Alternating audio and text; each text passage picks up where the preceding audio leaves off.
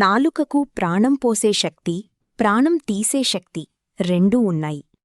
ఒక కప్పల గుంపు అడవిలో ప్రయాణిస్తుండగా వాటిలో 2 కప్పలు ఒక లోతైన గోతిలో పడిపోయాయి.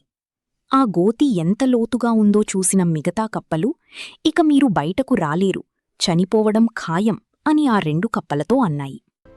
కాని ఆ 2 కప్పలు ఆ మాటలను పట్టించుకోకుండా తమ శక్తినంతా ఉపయోగించి పైకి ఎగరడానికి ప్రయత్నించాయి.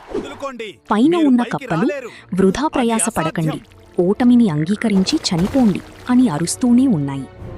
చివరికి ఒక కప్ప ఆ మాటలకు ప్రభావితమై ఆశ వదిలేసుకుని కిందపడి చనిపోయింది. కాని రెండో కప్ప మాత్రం తన శక్తినంతా ఉపయోగించి ఇంకా గట్టిగా ఎగరడం కొనసాగించింది.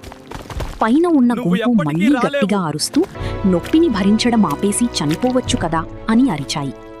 ఆ కప్ప ఇంకాస్త గట్టిగా ప్రయత్నించి చివరికి బయటపడింది.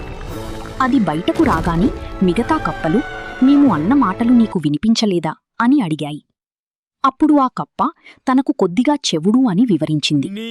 పైన ఉన్న కప్పలన్నీ తనను చూసి అరుస్తుంటే తనను ప్రోత్సహిస్తున్నాయని ఆ కప్ప అనుకుంది.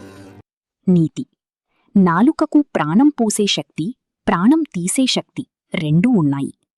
కుంగిపోయిన వ్యక్తికి మీరు చెప్పే ఒక ప్రోత్సాహకరమైన మాట వారిని పైకి లేపుతుంది. కాబట్టి మీరు మాట్లాడే మాటల విషయంలో జాగ్రత్తగా ఉండండి.